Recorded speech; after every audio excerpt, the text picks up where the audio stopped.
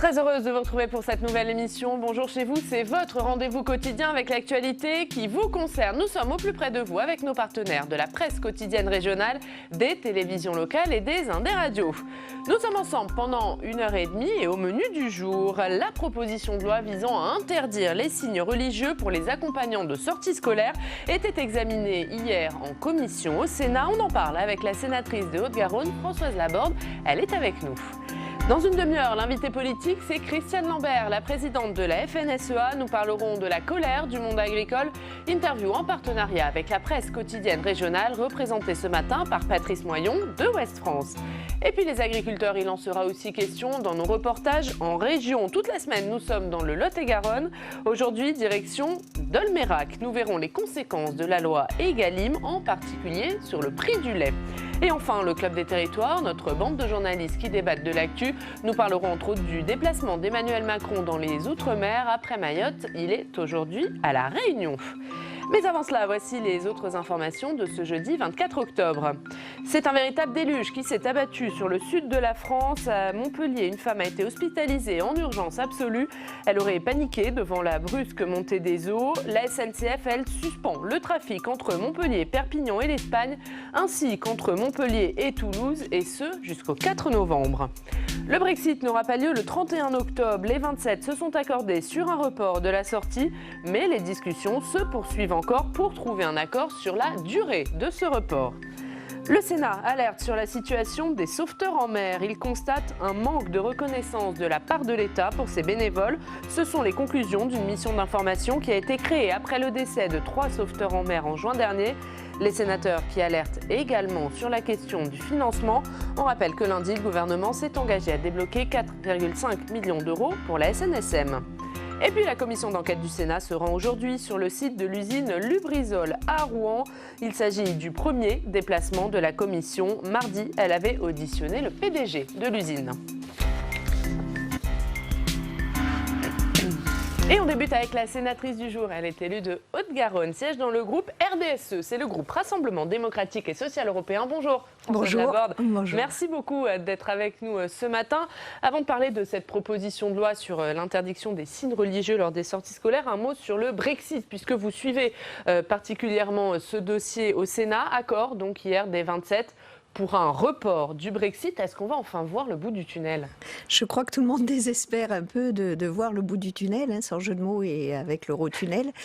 Mais c'est vrai que c'est important d'arriver à un accord parce qu'on se rend compte de plus en plus, chaque jour, vous faites des reportages, vous, d'autres chaînes, sur les conséquences économiques, que ce soit au niveau de la pêche, au niveau des douanes, au niveau de plein de secteurs qui peuvent être concernés, économiques. Et bien sûr sur l'Irlande, puisque je suis donc présidente du groupe d'amitié France-Irlande, avec ce qu'on appelle les frontières invisibles. Et c'est très délicat, tous ces gens qui tous les jours prennent leur voiture, passent d'un côté de l'autre. Et je suis allée sur le terrain, donc vous voyez aussi que le lait, par exemple, vient d'un côté ou de l'autre. Quand on fait du beurre, quand on fait des yaourts, quand on fait... Il n'y a pas de frontières, ni pour les animaux, ni pour les humains. Et donc, ça va poser de réels problèmes. Donc, ce report est accepté par tous, ce qui est bien, mais pas encore la durée du report. La France et l'Allemagne préféreraient un report un peu court. Et les autres pays, pour l'instant, n'ont pas encore... C'est vrai qu'il y a des divisions. Il y avait déjà des divisions sur est-ce qu'il fallait, oui ou non, accepter un report. On sait que la France n'était pas forcément favorable sur ce sujet. Là, il y a des désaccords sur la durée. Est-ce que la France est un peu isolée parmi les 27 sur ce sujet du Brexit ? Alors, un peu quand même, même si je vois que l'Allemagne, donc, dit quand même aussi peut-être que ça a assez duré, parce que on a fait durer peut-être pour avoir cet accord et pour avoir le temps de prendre des dispositions, parce que ça ne se décide pas comme ça du jour au lendemain. Vous avez vu les travaux qui sont faits, par exemple au niveau des douanes, vous avez vu des travaux par rapport tout ce qui touche, ce qui est sanitaire. Enfin, donc c'est quand même important. Et puis le contrôle des produits, parce que ce qui va passer par un côté ou par l'autre n'aura plus tout à fait les mêmes normes. Mais l'Allemagne a l'air quand même de nous soutenir en disant, bon, maintenant il faut siffler la fin de la récréation, quoi. Est-ce que justement vous dites aujourd'hui croyez qu'un Brexit sans accord, c'est encore possible ou que, vu la teneur des discussions, on se dirige tout de même vers un Brexit avec accord? Alors je pense voilà, qu'il y a encore des possibilités d'accord. Puisque s'il y a cette demande de report, c'est pour que le Parlement britannique ait le temps de traiter. Mais est-ce que les Britanniques, enfin certains, font de l'opposition systématique et on ne va pas avancer? Ou est-ce qu'il y a vraiment une volonté d'avancer? Il y avait un rapport du Sénat publié il y a quelques jours qui pointait le désastre d'un Brexit, et notamment en cas de no deal, d'absence d'accord. Est-ce que pour vous, ce désastre est encore évitable? Pas sur tous les points, je pense, parce que, je vous dis, au niveau de l'économie, il va y avoir quand même des grosses pertes, mais des deux côtés, je pense. Mais en France aussi. Ouais, mais en France aussi, ah oui. Il y a quand même beaucoup de choses qui... Alors, on a essayé, chacun, il faut être honnête, essaye de tirer l'épingle du jeu. Mais à un moment, au niveau économique, il va y avoir des incidences. Au niveau, après, pour la Grande-Bretagne, il va y avoir des vraies incidences aussi au niveau alimentaire. Quand vous regardez une île comme qui importe 50% de tout ce qui est nourriture, enfin, je crois qu'ils n'ont pas... Ils l'ont pas fait exprès, mais vous savez, quand on prend une décision, on n'anticipe pas toujours. Vous savez comment c'est pas à vous que je vais le dire. On passe en boucle un certain nombre d'informations, et si on ne va pas creuser... Et là, ça a été mal anticipé, mal préparé pour vous? Oui, moi je crois que oui. Un dernier mot sur Thierry Breton. C'est le candidat choisi par Emmanuel Macron, on l'a appris il y a quelques instants, pour succéder à Sylvie Goulard au poste de commissaire européen français. C'est le candidat de la dernière chance? Je crois, parce qu'il ne faut pas que la France se trompe. Une fois de plus, c'est vrai qu'on avait parlé de Michel Barnier, mais bon, il est sur le Brexit, il ne peut pas être sur tous les fronts. C'est quelqu'un de compétent sur le papier. Je dis sur le papier parce que je ne le connais pas personnellement. J'espère que c'est la personne adéquate. Eh bien, on verra tout ça. On va parler d'un autre sujet. Le Sénat qui examinait hier une proposition de loi visant à interdire les signes religieux pour les accompagnants de sorties scolaires. On en parle avec notre journaliste parlementaire Fanny Conquis.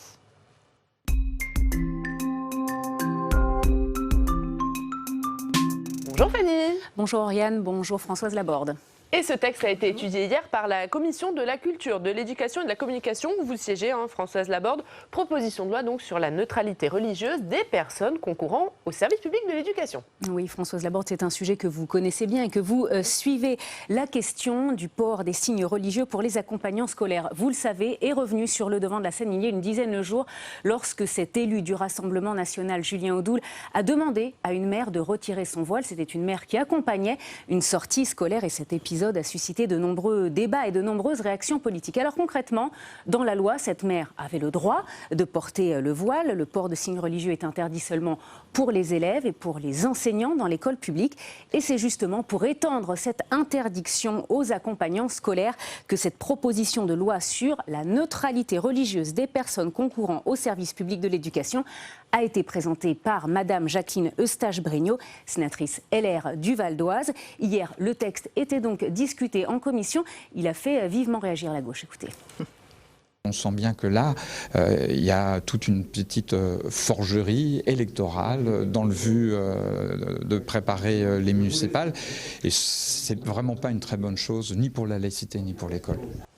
Alors, cette proposition n'est pas nouvelle. En mai dernier déjà, lors de l'examen du projet de loi sur l'école de la confiance, Madame Jacqueline Eustache-Bregnaud avait déjà présenté un amendement dans ce sens. Écoutez, c'était en mai dernier.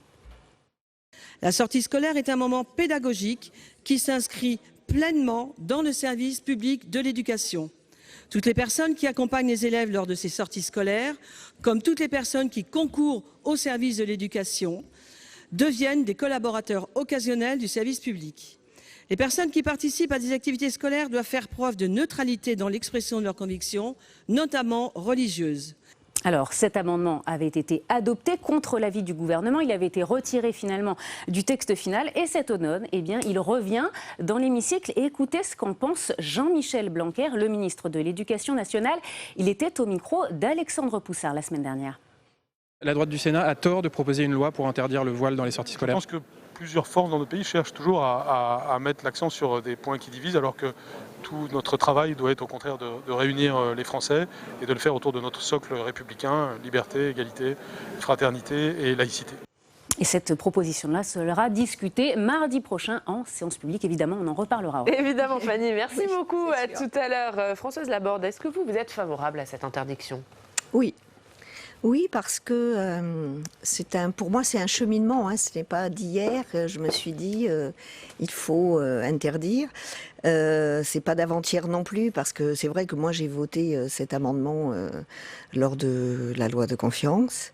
Et c'est vrai, bon là, le ministre, vous avez pris un petit, voilà, dans l'hémicycle quand même, en mai, il a dit, parce qu'il faut se placer du côté des enseignants, que le directeur d'école, qui en plus n'a pas de statut, je vous le rappelle, fait au mieux et c'est lui qui gère. Oui, alors Et pour vous, c'est une trop grande responsabilité Voilà. qui pèse sur le corps enseignant. Voilà, pour moi, c'est un gros trou dans la raquette. J'ai été directrice d'école. Donc c'est pour ça aussi que je sais qu'il y a vraiment un manque, un inconfort, appelez-le comme vous voulez. Donc quand tout va bien, mais quand il y a un petit litige, et là c'est le directeur, son équipe qui prend des décisions. Et là je trouve que c'est un petit peu compliqué. C'est ce Voilà. qui explique le fait que vous êtes favorable à cette interdiction. C'est vraiment pour soulager les directeurs d'école, pour clarifier la situation Alors, finalement. au départ, pour moi, c'est ça. Ensuite, vous le savez, je suis très respectueuse de faire la différence entre tout ce qui est religieux et tout ce qui est non religieux. Et puis, on l'a vu quand il y a eu la loi de 2004, donc à l'école. Je pense que cette interdiction pour les usagers, c'était un respect justement pour l'éducation des enfants, de se dire, bon, ils rentrent à l'école, on n'a pas à savoir s'ils sont de telle ou telle religion ou pas. Parce qu'il y a aussi agnostique, athée, pour moi c'est... Et donc c'est une éducation, c'est l'intérêt de l'enfant en priorité. Voilà. Et donc ce qui s'est passé, que je trouve déplorable, et c'est vrai que ça tombe mal, ce député, ou non, ce conseiller régional, RN, qui, donc Rassemblement National, a fait cet esclandre, a vraiment tout faux. Parce que cette personne, cette maman, avait le droit d'être là, puisque la loi lui permet. Donc, notre texte qui arrive, je dis notre, vous voyez, je m'implique parce que je suis allée à beaucoup d'auditions. J'ai vraiment trouvé important d'écouter les syndicats, le recteur de Créteil, des personnes concernées, la FCPE aussi. Et donc, c'est vrai qu'il y a eu un certain nombre d'éléments qui font que tout le monde se hérisse. Sauf que, je vais vous dire quelque chose que je pense depuis très longtemps. Si on dit « ce n'est pas le moment », on ne fait rien. Donc pour moi, c'est arrivé en mai avec le texte École de la confiance. C'est revenu par le dépôt de ce texte de la part de Jacqueline Eustache en juillet. Donc ces événements qui arrivent a posteriori ne sont pas les facteurs déclenchants. Et ça, c'est important de le dire aux Français qui nous écoutent. Ce n'est pas une loi de réaction. Voilà, c'est une loi qui était dans les tuyaux depuis un certain temps. Voilà. Ensuite, elle est construite sur le temps scolaire. Et donc, le temps de la pédagogie. Quand vous allez en classe, vous arrivez le matin, vous repartez, voilà. Si vous sortez, il y a plusieurs raisons de sortir. Il y a des sorties régulières, qui sont des sorties sportives, vous allez à la piscine, voilà. Et il y a des sorties moins régulières, mais qui sont quand même des sorties pédagogiques. On ne vous emmène pas promener. On n'emmène pas promener papa, maman, grand-mère qui accompagnent. Parce qu'il n'y a pas que des parents qui accompagnent. Oui. C'est important aussi. Les accompagnateurs, en général, pour moi, ne sont pas des parents accompagnateurs. J'ai emmené d'autres personnes, mais qui aident, qui participent, qui savent qu'ils vont s'occuper ou aider l'enseignant de façon généraliste ou qui vont s'occuper d'un petit groupe. On ne vient pas accompagnateur d'école, le matin on sonne et vous avez une sortie scolaire, je viens avec vous. Non. Et c'est du temps scolaire. Si vous voulez, je ne mets pas la même chose sur les voyages où il y a du temps périscolaire qui devrait se passer en famille. Ça, c'est autre chose. Là, on parle de l'école, de l'enseignement, de la pédagogie, dans les murs ou hors les murs. Donc c'est du temps scolaire. Françoise Laborde, vous étiez membre de l'Observatoire de la laïcité. Emmanuel Macron repousse son discours sur cette question. Est-ce que pour vous, il doit s'exprimer clairement et rapidement ? Alors là, excusez-moi, j'ai le petit sourire J'attendais son discours le 9 décembre 2017, je crois que nous, on en avait un de promis. On a attendu, on a attendu. De la loi de 1905. Voilà. Celui de 9 décembre, après on n'en a pas parlé parce que non, voilà. Donc est-ce qu'on en aura un le 9 décembre 2019 ? Permettez-moi d'en douter. J'en doutais. Oui. Vous pensez qu'il le repousse pourquoi ? Parce que c'est compliqué politiquement ? Parce que c'est un sujet explosif ? Alors c'est compliqué politiquement. Parce que chacun à son niveau, les élus dans les communes, vous le voyez bien, prennent parfois des décisions qui sont purement électoralistes. Moi j'assume ce que je dis là, je pense que selon les communes et selon où vous habitez, il y a quand même une petite différence de ressenti. Voilà. Et le chef de l'État, notre Emmanuel Macron, je crois, n'est pas tout à fait au clair avec ce qu'il pense lui. Moi je dis toujours aux élus, quand vous prenez une décision, quand vous rencontrez un citoyen, il faut vraiment savoir ce que vous allez lui dire par rapport à ce qui relève de la République, de votre commune, et ce qui relève par rapport à la religion, et même sa propre religion. On n'est pas là pour dire... Je pense qu'Emmanuel Macron n'est pas encore tout à fait clair, j'ose le dire, dans ce qu'il est capable d'exprimer. Dans ses convictions ou dans son discours ? Eh bien, dans le discours. Dans le discours, mais je pense parce qu'il a... vous savez, c'est difficile, quand ça touche aux religions, de vraiment avoir un mur entre ce qu'on est soi à la maison et ce qu'on est en tant qu'élu de la République, donc en tant que président de la République. Donc je comprends sa difficulté, parce qu'il a des pressions aussi. Il rencontre les différentes communautés. Mais ce qu'il faut qu'il réfléchisse, c'est que la communauté française, ce sont des citoyens républicains dont on ne s'occupe pas de la religion. On va parler d'un autre sujet rapidement, c'est la PMA. Une commission spéciale a été mise en place au Sénat la semaine dernière pour étudier cette question. Les auditions ont débuté cette semaine. Le texte y arrive au Sénat en janvier. Est-ce que pour vous, cette commission spéciale, elle était nécessaire ? Il fallait déminer sur ce sujet ? Alors, je ne sais pas si une commission spéciale sert seulement à déminer, mais elle permet, si vous voulez, une ouverture. Que ce ne soit pas que des personnes de la commission des affaires sociales, puisque, pour expliquer, une commission spéciale permet d'avoir des sénateurs, sénatrices de différents groupes politiques et de différentes commissions. Donc ça permet des discussions, de ne pas être entre soi, des personnes qui se connaissent bien, ceux qui pourraient être pour, ceux qui pourraient être contre, mais d'avoir des auditions vraiment ouvertes. Annie Genevard, juste qui était à votre place mardi, elle disait que c'est un texte politique destiné à satisfaire une partie de l'électorat. Est-ce que vous êtes d'accord avec ça ? Non, parce que ça fait quand même très longtemps qu'on en parle. Et puis c'est un cheminement. On a accepté, ou pas, le mariage pour tous. Je pense que la PMA aussi est une évolution. Bon, certains disent que c'est politique, mais les personnes font partie aussi de notre République. Vous êtes favorable à cette mesure ? Moi, si vous voulez, a priori, je suis favorable, je resterai favorable, puisque je ne fais pas partie de cette commission spéciale, mais étant à la délégation aux droits des femmes, on fait des auditions aussi spécifiques, et je voterai le texte. Voilà. Françoise Laborde, tous les jours, on se rend dans une rédaction locale. Aujourd'hui, direction Nancy, pour retrouver nos partenaires de l'Est républicain. Bonjour Pierre Roder.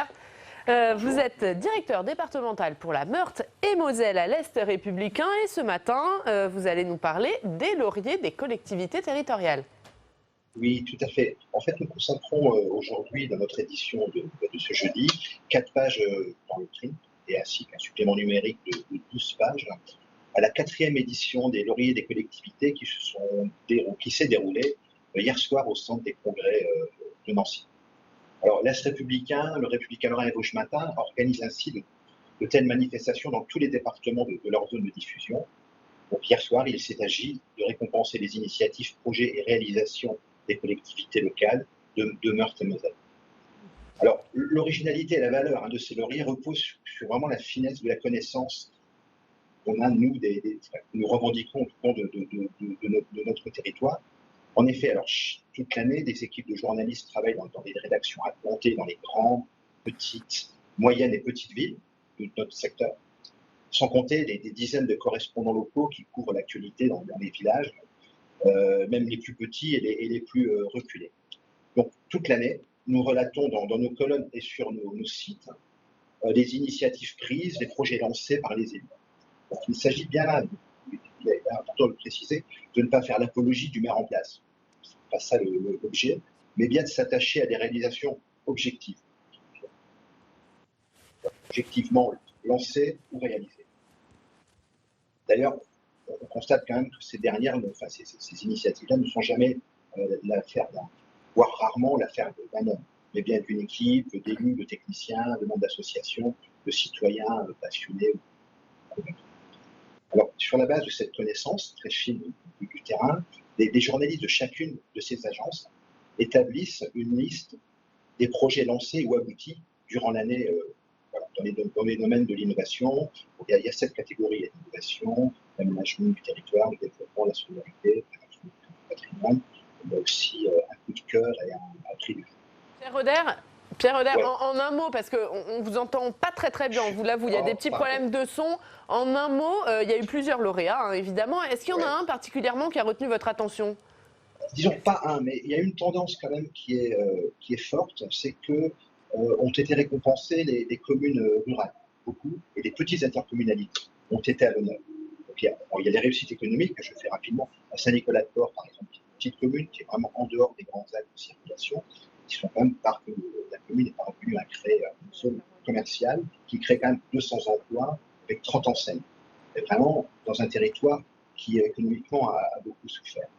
Et aussi, par exemple, le combat d'un maire à Montigny-sur-Cher, à la frontière belge, qui découvre un matin une parcelle de bois complètement dévastée parce qu'un privé a vendu le bois sur en plus un site un peu protégé du secteur. Donc il a obtenu la possibilité avec les privés de racheter, de préempter toutes les parcelles privées pour les préserver et les aménager en site.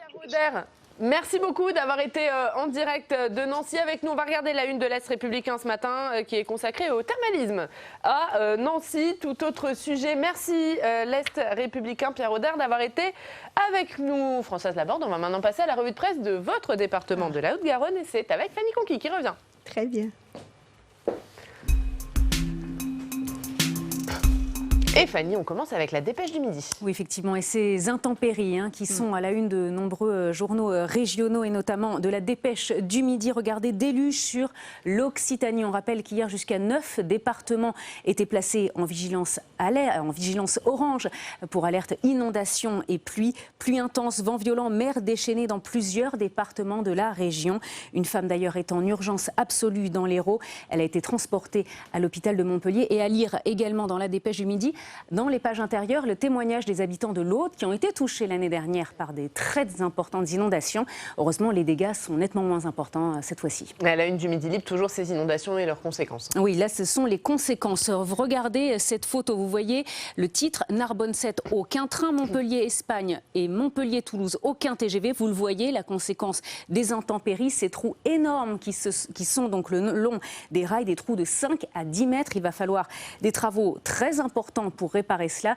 Il n'y aura donc pas de trafic jusqu'au 4 novembre prochain. Et autre sujet à la une du journal toulousain. Oui, alors si vous avez des examens biologiques à faire, vous allez peut-être trouver porte close. En effet, pendant 3 jours, il sera difficile de trouver un laboratoire médical ouvert à Toulouse. Ils sont en grève depuis 3 jours. Le mois dernier déjà, les laboratoires étaient en grève en cause les restrictions budgétaires, les discussions avec l'assurance maladie qui n'avancent pas. Ils sont donc en grève jusqu'à ce soir. Merci beaucoup Fanny. Tout à l'heure, on parlait de ces inondations avec Fanny. Alors, la Haute-Garonne a été relativement épargnée hier. Elle a été plus fortement touchée il y a quelques mois. Ah oui, tout à fait. C'est vrai que la Haute-Garonne, comme les autres départements, a subi de gros orages, des inondations. C'est vrai que là, c'est surtout sur la partie plus au bord de la mer, tout ce qui touche, pourtant Béziers. Bon. Mais c'est vrai que ces pluies diluviennes, ces épisodes cévenols, comme on dit, sont de plus en plus fréquents et de plus en plus violent. Donc on ne peut pas dire ça ne va pas nous arriver, ça arrive n'importe où. Et les conséquences sont quand même très graves. Pour les humains, bien sûr, les hommes et les femmes qui ont été touchés, d'abord physiquement, et puis tous leurs biens qui s'en vont, c'est terrible. Et puis, vous voyez, la SNCF, en période de vacances scolaires, avec mais... des lignes qui seront fermées jusqu'à la fin des vacances. On va terminer sur un autre sujet. Vous êtes membre au Sénat du groupe d'études sur les grands événements sportifs. On va parler des Jeux Olympiques, puisque le logo des JO Paris 2024 a été dévoilé cette semaine. Il fait apparaître le visage d'une femme qui se va être la Marianne. Est-ce que pour vous, c'est un beau symbole? Ah oui, tout à fait, parce que le logo, pour certains, paraît un petit peu terne par rapport au logo de campagne, qui était très joli, coloré. Bon. Aujourd'hui, ce logo, si on regarde le clip, donc je conseille aux téléspectateurs donc il y a le logo, mais il y a un clip qui est quand même très intéressant, justement, qui parle de la médaille d'or. Donc avec tout ce que cela comporte pour l'avoir. Et si on a l'argent et le bronze, on est déjà content. Très optimiste pour l'équipe de France olympique. Non, mais je veux dire, si on a déjà... on n'aura pas que des médailles d'or, il ne faut pas rêver. Mais justement, là, c'est la médaille d'or. Après, c'est la flamme olympique, paralympique, donc je trouve que c'est important. Et la Marianne... pour la première fois, un logo commun entre les Jeux olympiques et les Jeux paralympiques. Ça, c'est bien. Et la Marianne, avec, donc sur le clip, on parle des valeurs et de la République. Donc, le logo est très sympathique. Et moi, j'espère que les valeurs qui sont donc déclinées seront respectées. C'est-à-dire que, par exemple, est-ce que pour vous, les pays qui ne respectent pas les droits des femmes doivent être interdits de Jeux olympiques? Alors, c'est toujours l'éternel discours entre ceux qui disent si on interdit, on intensifie leur non-venue au jeu et donc on discrimine.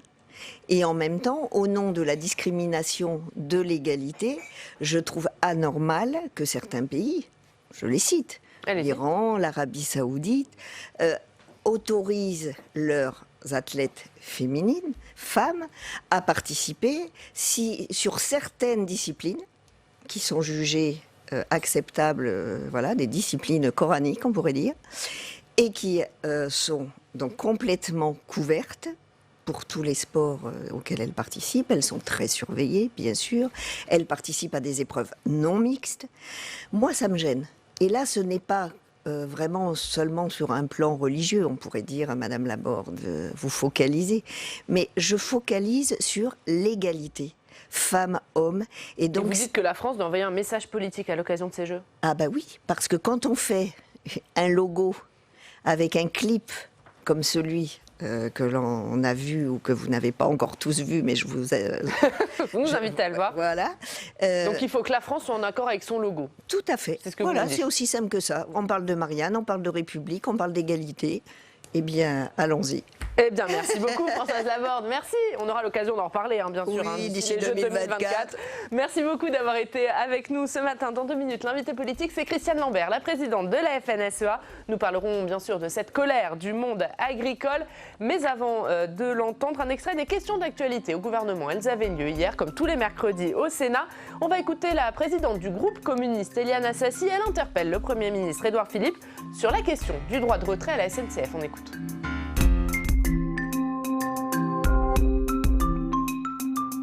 Un autorail TER a percuté un convoi routier faisant 11 blessés. Cet accident grave, qui aurait pu l'être davantage sans l'esprit de responsabilité exemplaire du conducteur, pourtant blessé, a déclenché le droit de retrait de 17 000 cheminots sur les 23 000 conducteurs et contrôleurs, soit plus de 73%. Ces agents ont considéré que les conditions de sécurité n'étaient pas ou plus assurées. Ni le gouvernement, ni l'entreprise n'ont répondu à cette inquiétude légitime, préférant par un écran de fumée relancer un énième débat sur le droit de grève. Votre gouvernement n'a pas eu de mots assez durs. Grève sauvage qui mérite des poursuites judiciaires, selon vous. Mouvement social choquant, selon la ministre des Transports.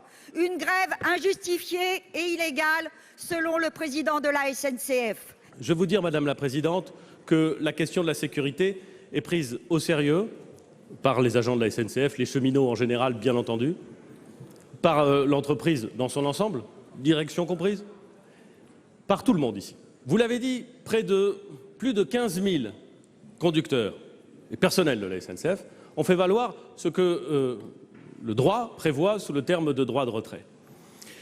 Il se trouve, Madame la Présidente, que nous n'avons pas la même appréciation de la façon dont s'applique le droit de retrait. Il se trouve que j'ai personnellement, mais je ne suis pas du tout un spécialiste, mais j'ai personnellement du mal à comprendre comment, alors que l'accident intervient dans un contexte particulier, sur un type de train particulier, des conducteurs d'autres matériels à d'autres endroits pourraient considérer que le même problème est susceptible de se poser à eux. J'ai beaucoup de mal à comprendre pourquoi les conducteurs de Ouigo, les conducteurs de TGV ont estimé que sur leur ligne, les mêmes sujets se posaient. Or, vous savez parfaitement, Madame la Présidente, et ça c'est du droit, que certes c'est un droit individuel, qui peut être exercé de façon collective. Mon analyse, celle de la direction de la SNCF, c'est que, à ce moment-là précis, dans le contexte de l'entreprise, quelque chose qui relève du détournement du droit de retrait a été effectué. Et si ce détournement du droit de retrait est utilisé pour ne pas respecter les obligations d'information en matière de grève dans les services publics, alors en effet c'est inacceptable. Et c'est les mots que j'ai employés. Et notre invitée politique ce matin, c'est Christiane Lambert, la présidente de la FNSEA. Bonjour. Bonjour. Merci d'être avec nous ce matin. On est ensemble pendant 20 minutes pour une interview en partenariat avec la presse quotidienne régionale, représentée ce matin par Patrice Moyon de Ouest France. Bonjour Patrice. Bonjour Oriane. Christiane Lambert, on va commencer par Rouen, l'incendie de l'usine Lubrizol qui a touché les agriculteurs, près de 4000 agriculteurs touchés. Où on en est des indemnisations promises à ces agriculteurs? Est-ce que vous le savez? Est-ce qu'ils ont été indemnisés? Pas pour l'instant. Le ministre de l'Agriculture avait dit les premiers versements arriveront sous 10 jours. Il ne faut pas rêver, ça c'est des annonces politiques pour rassurer. Ce qui s'est passé, c'est qu'il y a d'abord eu les arrêts de collecte, les interdictions de récolter, les interdictions de livrer. Donc les agriculteurs ont subi des pertes. Des organisations professionnelles et interprofessionnelles ont pris le relais. L'interprofession laitière a assuré qu'il réglerait le lait dans l'intervalle. Le lait non livré dans l'intervalle. Et puis cette semaine se tenaient des réunions importantes avec le patron au monde de Lubrizol. 2 réunions ont encore eu lieu hier pour déterminer la mise en place d'un fonds d'indemnisation de toutes les victimes agricoles. Donc pour vous, c'est à Lubrizol de payer? Ah ben bien sûr, c'est à l'entreprise de payer ou à son assurance. C'est absolument pas à l'État ou aux agriculteurs.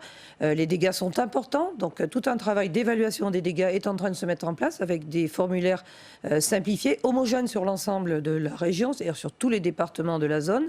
Et le travail qui est en cours aujourd'hui, c'est de voir comment, dans le temps, on va estimer les pertes directes, indirectes, collatérales, parce qu'il risque d'y y avoir des pertes qui vont durer dans le temps. Donc c'est le fonds de mutualisation sanitaire et environnementale, le FMSE, qui est une structure créée par les organisations que préside un de mes vice-présidents, Joël Limousin, qui est à la discussion avec le patron de Lubrizol. Nous souhaitons que l'État arrive comme caution et garant quand même que la parole sera tenue au cas où, et puisse nous aider à négocier s'il faut. Enfin, ça s'est passé au ministère de l'Agriculture, et personne ne sait quel sera le montant. Il avait été évoqué 50 millions d'euros. Moi, je ne me prononcerai pas sur un montant. Il faut être en capacité d'adapter au jour le jour et compenser à l'euro.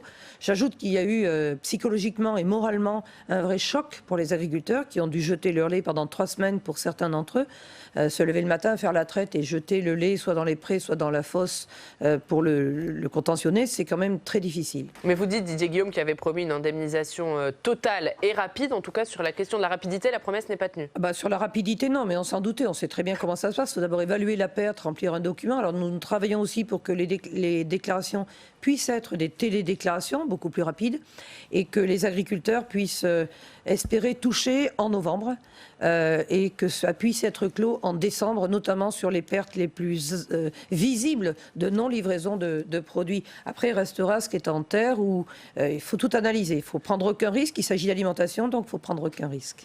L'actualité, Christiane Lambert, c'est aussi évidemment la visite d'Emmanuel Macron à La Réunion. Il promet un discours fort sur l'agriculture. Qu'est-ce que vous en attendez dans un contexte où vous avez à nouveau manifesté cette semaine?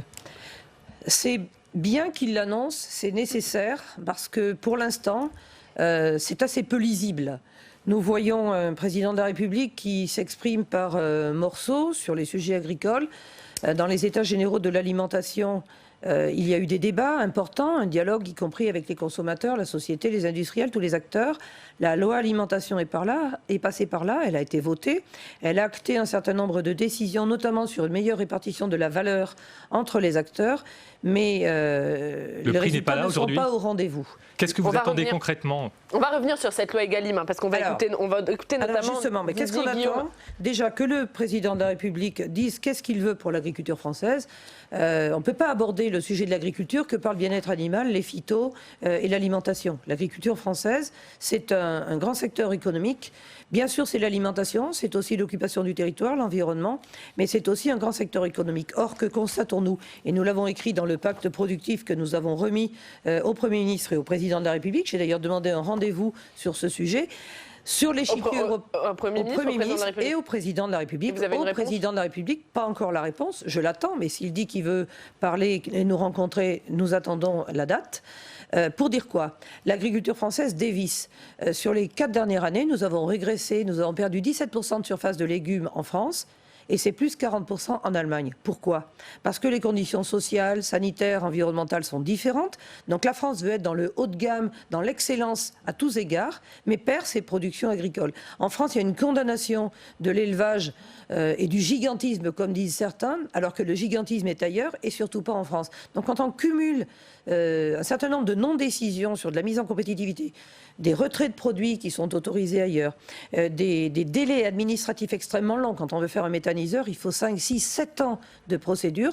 Eh bien, l'agriculture française, comme le secteur industriel, régresse. Donc j'ai entendu Bruno Le Maire, lors de la présentation du pacte productif, dire à Bercy « Je veux retrouver une industrialisation pour la France et idem pour l'agriculture ». C'est vraiment nécessaire parce que nous savons tous que si la France perd des volumes, les outils seront moins compétitifs et c'est une spirale de la défaite, c'est une spirale de la désertification. Vous dites clairement aujourd'hui il y a danger pour la compétitivité de l'agriculture française. Montée en gamme dans les états généraux d'alimentation, ouverture des frontières à des produits qui viennent d'ailleurs, y compris d'Europe, et qui ne respectent pas les mêmes règles, c'est coincer l'agriculture française dans un corner, c'est un guet-apens. Et dans des zones comme la Bretagne, la Normandie, mais partout en France, les surfaces de production régressent. Donc c'est moins de production, moins de richesses à partager, moins d'emplois, et des territoires qui parfois partent en désertification. Plusieurs journées de colère, de manifestations ont lieu à l'appel de votre syndicat, la FNSEA. Vous demandez des réponses fortes à Emmanuel Macron. Est-ce que pour vous, il doit s'exprimer clairement, il doit avoir une parole pour soutenir ces agriculteurs ?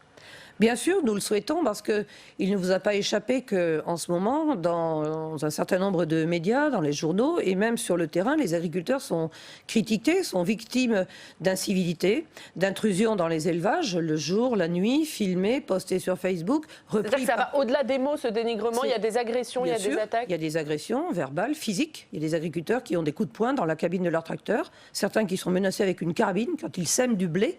Donc aujourd'hui, tout un chacun se dit spécialiste de l'agriculture, veut se faire justicier. Mais qu'est-ce que c'est que cette société? Qu'est-ce que vous attendez? On caillasse les pompiers, on caillasse les forces de l'ordre, on caillasse les agriculteurs qui font leur travail. Non, il faut que ça s'arrête. Alors qu'est-ce que vous attendez des autorités aujourd'hui? Alors ce que nous attendons, c'est d'abord un discours ferme. Alors M. Macron a dit, qu'est-ce que c'est que cette mode qui s'est emparée de la France en disant les agriculteurs sont ci, sont ça? C'est bien, c'est déjà bien qu'ils le disent. Le dire c'est bien, mais le traduire en acte c'est mieux. Nous souhaitons par exemple qu'au plan juridique et judiciaire, les gens qui pratiquent ce genre d'incivilité soient sanctionnés plus fortement. Le fait qu'il n'y ait pas de sanctions quand par exemple un député de la France Insoumise rentre dans une porcherie la nuit avec des militants animalistes abolitionnistes, c'est pas normal, c'est une intrusion. Moi je rentre pas dans votre propriété privée, sinon je suis sanctionné. Le fait qu'il y ait vous dites à Christophe Castaner plus de sanctions, plus de fermeté. Et à Madame Belloubet. Et à Madame Belloubet, que je vais rencontrer la semaine prochaine. Donc j'ai rencontré M. Castaner, je rencontre Madame Belloubet la semaine prochaine. Et nous avons déposé des amendements pour qu'il puisse y avoir un changement législatif. On parle de délit d'entrave de l'activité des agriculteurs, mais aussi des chasseurs, de toutes ces activités qui sont aujourd'hui sur la sellette par des militants fondamentalistes, qui disent l'animal est une personne et qui ne veulent absolument pas de travailler avec l'élevage ou de relations avec les animaux. Et nous souhaitons que ça puisse durcir et dissuader. C'est indispensable pour retrouver d'abord la dissuasion de ces attaques et aussi pour que les agriculteurs retrouvent un petit peu plus de sérénité. Je peux vous dire que partout en France, alors plus particulièrement dans l'Ouest, je l'ai vu la semaine dernière lors des assises de l'alimentation organisées par le grand quotidien Ouest France, les agriculteurs parlent beaucoup de ces sujets. Ils ont peur quand ils arrivent dans leur bâtiment le matin qu'il y ait eu une intrusion, qu'est-ce que je vais retrouver, etc. Et je trouve d'ailleurs qu'au regard de la violence des attaques, les agriculteurs ont fait preuve d'énormément de self-control et de responsabilité pour qu'il n'y ait pas d'incidents graves.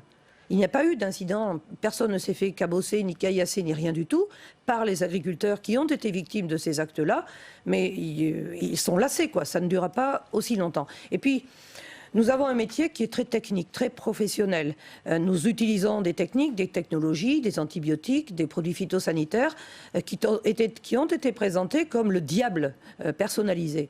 Eh bien, comme nous utilisons tous des médicaments pour nous soigner quand nous sommes malades, nous utilisons des médicaments pour soigner nos animaux et des produits pour traiter nos cultures. Nous le faisons avec professionnalisme. Les agriculteurs sont tous formés. Il y a une nouvelle règle qui a imposé à tous les agriculteurs de se former tous les 5 ans pour acheter et utiliser les produits phytosanitaires. Nous avons du matériel extrêmement performant qui permet d'être très précis dans les interventions et éviter que les pulvérisations de produits ne se dispersent loin vers le voisinage. Mais tout ça, c'est concret, technique, ça mérite de l'attention. Oui, mais Christiane Lambert, vous voyez bien que sur cette question des pesticides, qui est devenu extrêmement sensible auprès de la société. Il y avait le Grenelle de l'environnement, avec un engagement de diminuer de 50% les produits phytosanitaires. On voit que l'engagement n'a pas été tenu, que la question est devenue de plus en plus brûlante auprès de la société. Il y a cette question aujourd'hui des zones de non-traitement. Vous avez besoin de rassurer les consommateurs qui sont vos premiers clients. Alors qu'est-ce que vous leur dites ? Déjà, c'était une ânerie monumentale de dire en 2007-2008, au moment du Grenelle, nous allons baisser de 50%. Sans aucun moyen, sans recherche, sans solution. Première erreur, on a fait espérer aux gens que comme ça, en claquant des doigts, on pouvait baisser de 50%. C'est faux, ce n'était pas possible. Ensuite, vis-à-vis de la peur qui s'est développée, parce que les militants sont devenus plus forts dans leurs agressions et dans leurs attaques, eh bien, la peur s'est emparée de la population. Nous l'entendons. Ce qui nous préoccupe, nous, c'est la protection des riverains. Comment répondre à cette peur et comment apporter des garanties. Alors comment ? Les maires qui ont pris des arrêtés à 150 mètres ont amplifié la peur, ont clivé, ont stigmatisé. En plus, quand le maire de Langouette prend cette décision unilatéralement, sans en parler à son premier adjoint qui est agriculteur et à son conseil municipal, on voit bien que c'est pour exister, pour faire du bruit. Il y a derrière des associations qui poussent. C'est-à-dire que c'est un coup politique, ces arrêtés anti-pesticides, c'est politique pour vous ? Ça a été très militant, nous le savons, il l'a dit lui-même. Et donc, il faut aujourd'hui gérer un sujet compliqué dans un contexte polémique. Moi, je pense que ce n'est pas une question de distance. Et je vais vous dire pourquoi. Depuis 2015, en France, a été mise en place une réglementation qui impose d'apporter des garanties autour des lieux sensibles, accueillant des personnes vulnérables. Les écoles, les EHPAD, les terrains de sport. Ça s'est mis en place. Il y a eu des règles qui ont été posées en termes de distance, d'horaire, de matériel à utiliser, de matériel interdit. Est-ce que vous entendez auprès de ces lieux-là depuis 2015 des protestations ? Non, parce que nous avons trouvé la solution sans distance. La distance est aujourd'hui un totem. Nous savons, nous, que nous pouvons, par des pratiques hyper respectueuses, apporter satisfaction, comme nous l'avons fait pour les lieux qui accueillent des personnes sensibles. Transposons ceci à tous les riverains s'il le faut, puisque l'attente est là et nous le savons et nous voulons répondre. Vous savez... Pourquoi est-ce qu'il n'y aurait pas une partie du champ qui ne serait pas traitée, par exemple ? Qui paye ? Personne n'a abordé l'aspect économique. 150 mètres, comme l'avait dit le maire de Langouette, c'est près de 20% de la surface agricole française qui n'est pas cultivée. Est-ce qu'on va retirer 20% de votre salaire, 20% de votre salaire, en vous disant c'est pour le bien commun, circuler, il n'y a rien à voir ? C'est juste pas possible. Et ce sont aussi des consommateurs impactés avec des produits qui paieront plus cher ? Eh bien sûr, de toute façon, si c'est nécessaire de le faire, qui paye ? Moi, je pose la question quand même. Si c'est 5 mètres, si c'est 10 mètres, on arrive quand même à 10% dans certains endroits, notamment lorsque l'habitat est très diffus, parce que la ville a envahi la campagne, a disloqué les espaces agricoles. Il y a aujourd'hui du mitage un peu partout, notamment sur les départements littoraux, mais pas que. Et donc, cette question de qu'est-ce qu'on fait sur ces zones-là qui vont s'embroussailler, qui vont devenir des endroits agréables pour personne. Les gens qui sont venus à la campagne doivent comprendre qu'il faut concilier le travail des agriculteurs avec la santé, la sécurité des riverains, mais les riverains doivent accepter qu'il y ait de l'activité agricole à la campagne. C'est la base même de la campagne. Mais est-ce qu'il ne faudrait pas d'abord mieux réglementer l'urbanisme justement dans les zones agricoles ? Ça, c'est la première question. Et de plus en plus, nous disons aussi que pour toutes les nouvelles annexions de foncier pour faire des lotissements ou autres zones artisanales ou industrielles, que les aménageurs prévoient ce qu'on appelle des zones tampons, mais que ce ne soit pas ensuite les agriculteurs qui doivent encore reculer. Je crois qu'il y a l'aspect économique, puis il y a l'aspect pratique. Puisque c'est les pesticides qui seront interdits, mais y compris ceux qui sont utilisés en agriculture biologique, puisque grosso modo à ce jour 13 produits seront interdits, utilisés en agriculture biologique par nos agriculteurs biologiques seront interdits. Ce qui s'est passé à Bordeaux et qui a déclenché les craintes, c'était du soufre, c'était en agriculture biologique. Donc, comme certains le disent, c'est pas de problème, on fait des bandes bio sur le bord, ça fera de la dentelle et ça sera pas sérieux. Non, moi je crois qu'il y a eu une approche médiatique véhémente, stigmatisante, qui n'a pas facilité le dialogue. Nous avons passé 2h30 au ministère de l'écologie avant-hier, justement pour décortiquer point par point l'arrêté qui est en préparation. C'est très important de prendre des décisions qui ne vont pas cliver encore plus, mais qui vont au contraire essayer de réconcilier. Vous savez, moi j'aime pas les gens qui disent on trouve aujourd'hui les agriculteurs face à la société. On n'est pas face à face, on est côte à côte. Dans une majorité de communes, ça se passe bien. Dans 95% des communes françaises, il n'y a pas de conflit. On va parler d'un autre sujet, Christiane Lambert, quoique c'est cette loi Egalim. Hier, lors des questions d'actualité au gouvernement au Sénat, Didier Guillaume, le ministre de l'Agriculture, a été interpellé par le sénateur Les Républicains Daniel Grémillier sur cette loi qui vise à rééquilibrer les relations entre agriculteurs et distributeurs. On écoute la réponse de Didier Guillaume. Je crois que les États généraux ont soulevé un espoir immense qui s'est conclu par une décision unanime de l'ensemble du monde agricole, des industries agroalimentaires, des entreprises de transformation, des coopératives et des responsables politiques pour dire qu'il fallait changer la façon de faire. Et la première chose qu'il fallait changer, c'était le prix payé aux agriculteurs. Il est absolument inacceptable qu'un agriculteur vende son lait, vende sa viande en dessous du prix de revient, en dessous de ce que ça lui repas. Et vous savez, c'est pas en criant que vous ferez augmenter le prix du lait ou le prix de la viande, mais c'est comme je le fais depuis lundi en rencontrant toutes les filières, et encore jusqu'à ce matin. Et toutes les filières sont dans les mêmes conditions. Ils veulent tous que le coût de production qu'ils ont eux-mêmes fixé soit respecté. Mais ce n'est pas le gouvernement qui le fait respecter, c'est le marché. Je suis désolé. Christiane Lambert, votre réaction au propos du ministre de l'Agriculture hier? Vous savez, pendant 40 ans en France, il y a eu une politique de prix bas. La politique du pouvoir d'achat des consommateurs, manger pas cher, au détriment du pouvoir d'achat des producteurs. Tout a été organisé pour que les Français puissent manger pas cher. Venez chez moi, c'est moins cher. Je fais des promos le lundi, le mardi, le mercredi. Guerre entre les distributeurs, au point d'ailleurs qu'aujourd'hui, certains d'entre eux sont très mal en point. Ils ferment des magasins, ils vendent des magasins, ils licencient. Bref, au détriment du pouvoir d'achat des agriculteurs qui ont été obligés de s'adapter, de suivre. On nous a même reproché d'être trop productivistes parce qu'on a amélioré la productivité dans nos exploitations pour tenir. On atteint une limite. Quand aujourd'hui les frontières sont aussi perméables, que tous les produits viennent d'ailleurs moins chers, ils viennent concurrencer les produits alimentaires français, haut de gamme, sécurité alimentaire, garantie de traçabilité, etc.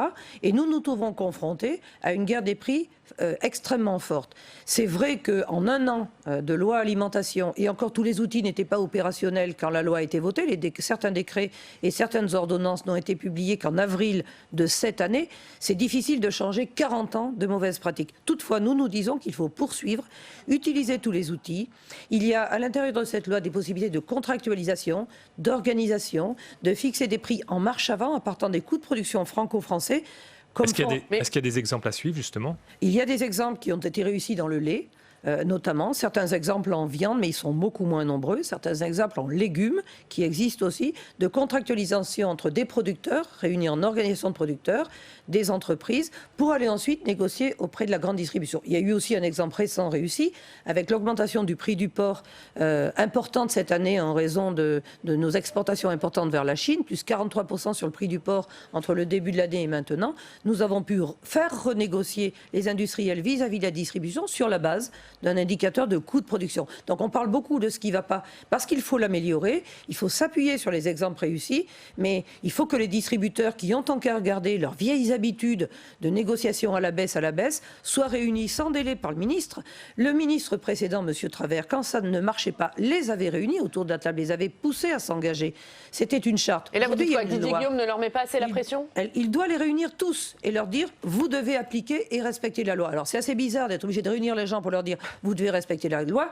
Mais quand même, on fait le constat tous les jours qu'ils contournent la loi aujourd'hui. Je vous donne un exemple. Donc le ministre doit être plus actif sur ce dossier. Il doit être plus ferme et les réunir. On sait qu'on a affaire à des gens qui ne sont pas des enfants de cœur, qui manient des millions d'euros tous les matins, mais ça ne revient pas suffisamment aux producteurs. Ce qui s'est passé, par exemple, dans le domaine des promotions. Vous savez que les promotions sont encadrées en volume et en valeur. Ils n'ont pas le droit de baisser de plus de 34%. Eh bien, ils n'appellent plus ça promotion. Ils appellent ça vente flash, vente choc, vente express, vente faveur, etc. Et c'est moins 70%. Donc, ils contournent. Donc, il faut que la DGCCRF aussi fasse plus de contrôles. Ils sont annoncés et qu'il y ait plus de sanctions pour ceux qui ne jouent pas le jeu. Et il y en a qui ne jouent pas le jeu. Donc, parmi les actions syndicales que nous menons, certaines se passent dans les grandes surfaces pour détecter les prix cassés, les prix bradés, pour détecter le mauvais étiquetage lorsque l'origine n'est pas indiquée correctement et que ça trompe les consommateurs. On met un drapeau français qui veut rien dire ou lui mettre le logo officiel viande française. Tout ça, c'est du travail de fourmi, mais c'est seulement ça qui nous permettra d'améliorer. Alors, Christiane Lambert, l'actualité, c'est évidemment aussi la décision prise par les États-Unis d'augmenter les taxes sur le vin et le fromage. Les agriculteurs finalement paient le conflit entre les États-Unis et l'Europe sur les subventions accordées à Airbus. Qu'est-ce que doit faire le gouvernement français? Est-ce que ça relève de sa responsabilité? Est-ce que vous attendez qu'il agisse de manière peut-être plus ferme? La négociation a été très compliquée. Bruno Le Maire s'est rendu lui-même aux États-Unis. Malheureusement, les frasques de Donald Trump, on les voit tous les jours à l'œuvre. Là, il a essayé de diviser les Européens en taxant le vin français et pas le fromage, en taxant le fromage italien et pas les vins italiens, histoire de faire se disputer les Européens. Donc la première chose, c'est qu'il faut rester unis. C'est 350 millions d'euros de taxes en plus. Donc c'est catastrophique. En plus, c'est sur des vins d'entrée de gamme et de moyenne gamme.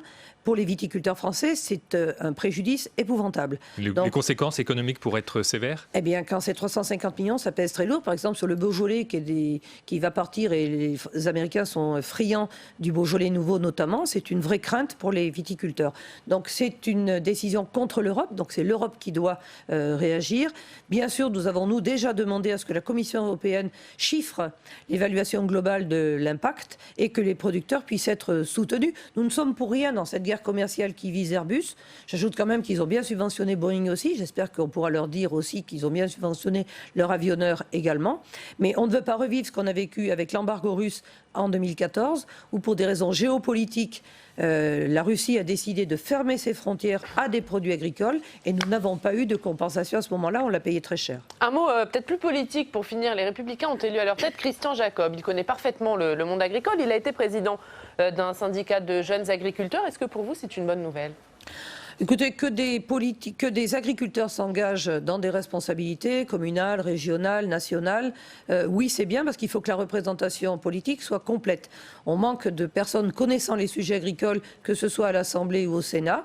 Nous avions, au moment des élections régionales, incité des agriculteurs et des agricultrices à se présenter aux élections. Plusieurs ont été élus. On voit que les dossiers agricoles, aujourd'hui, sont menés par des connaisseurs. Moi, j'ai moi-même incité aux prochaines municipales beaucoup d'agriculteurs à s'engager, justement pour favoriser le dialogue local dont nous parlions tout à l'heure, éviter la confrontation.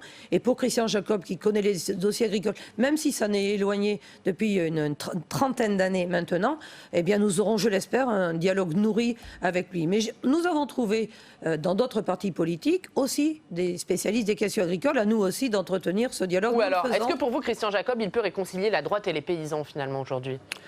Écoutez, réconcilier, tout ça, c'est des biens communs. D'abord, il n'y a pas de fracture avec tous les partis politiques.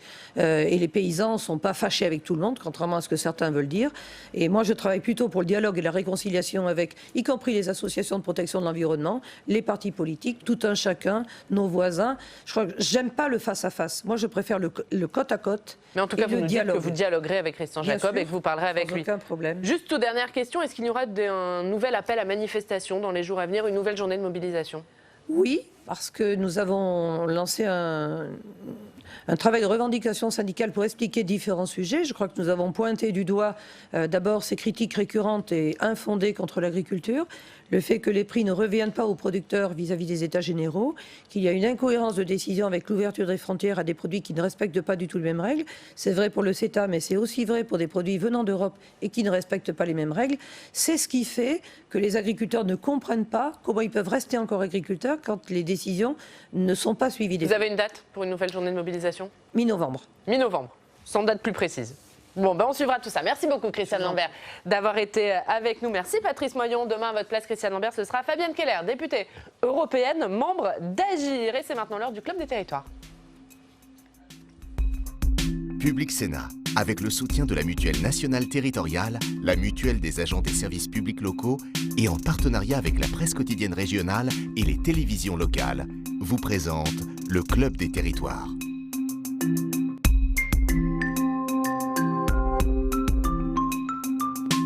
Club des territoires en partenariat avec la presse quotidienne régionale, les télévisions locales et les Indés radios. Aujourd'hui avec la bande, nous parlerons du déplacement d'Emmanuel Macron dans les Outre-mer, à Mayotte et à La Réunion. Appel à la grève générale aujourd'hui à La Réunion.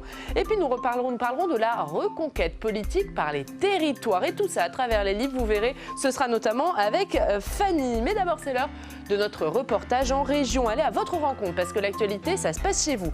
Toute la semaine, nous allons à la rencontre des agriculteurs dans le Lot-et-Garonne. Pour ce dernier épisode, on va s'intéresser au bilan de la loi Egalim qui devait rééquilibrer les relations entre agriculteurs et distributeurs et donc garantir aux agriculteurs des prix plus justes. Didier Guillaume a reconnu que le compte n'y était pas et vous allez le voir, les agriculteurs, eh bien, ils sont tout aussi sévères. C'est un reportage de Quentin Calmet et Jonathan Dupriez. Ils sont allés à la rencontre d'un producteur de vaches laitières.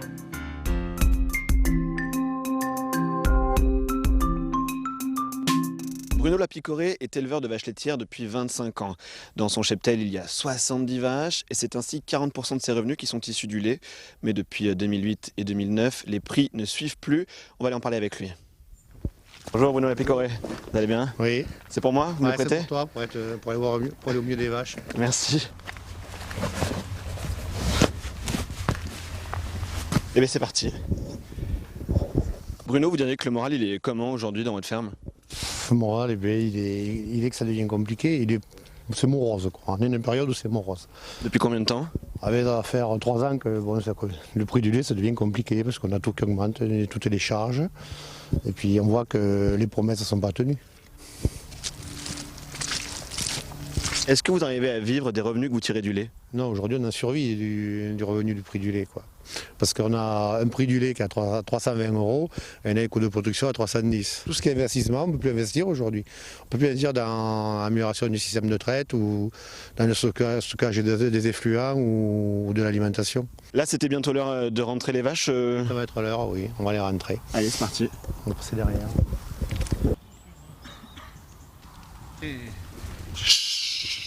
Allez! Il y a un an, la loi Egalim a créé un indice sur le coût de production afin de rehausser les prix. Qu'est-ce que ça a changé, vous, en un an? Pour nous, rien, parce qu'on n'a rien vu. Au niveau sur le prix du lait, on n'a rien vu. Même les laiteries ne nous ont jamais informé vraiment du protocole, quoi. Et pour vous, c'est lié à quoi, en fait, que le prix n'ait jamais changé? Les grandes surfaces veulent garder le monopole du prix du lait, quoi.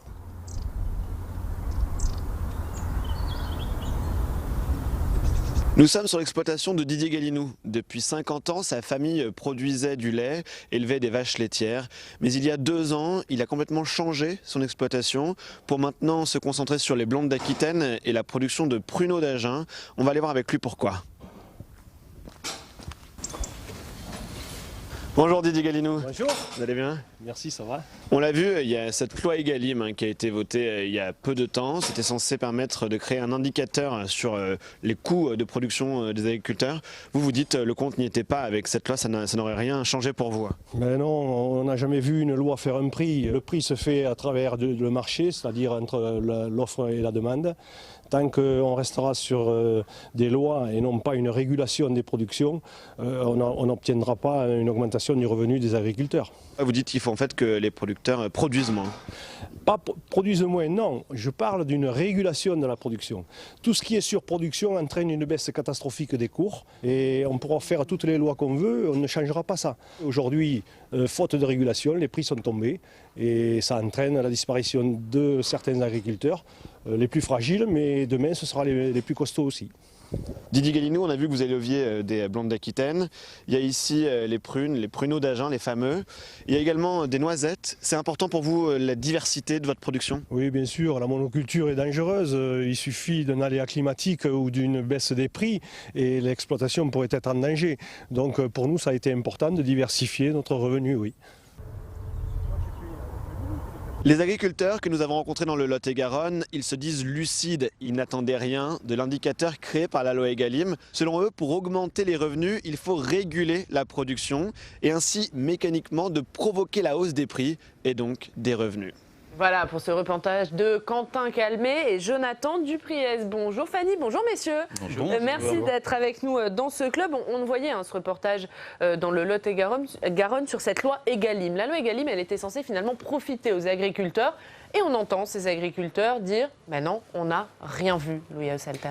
Oui, parce que ça n'a pas marché en fait cette loi. C'est un échec, il faut en tirer les conséquences maintenant. Quel était le but de la loi Egalim? C'était de renverser ce fameux rapport de force entre producteurs et distributeurs, sachant qu'aujourd'hui les grandes centrales d'achat, parce qu'elles sont concentrées, parce qu'elles sont au même endroit, peuvent mettre la pression à des producteurs qui eux sont éclatés. Un éleveur de vaches laitières, un céréalier, il est sur le modèle de la ferme familiale en général, de l'exploitation qui n'est pas très grande. Même s'il bosse en coopérative, c'est compliqué d'aller imposer, d'aller négocier ses prix pour lui assurer un revenu décent auprès d'une centrale d'achat, d'Intermarché, de Carrefour, de Leclerc. Et la loi Egalim qui devait renverser ce rapport de force en partant du prix de production, c'est-à-dire du prix du lait au moment où il vient de la vache, en fait, au moment de sa production.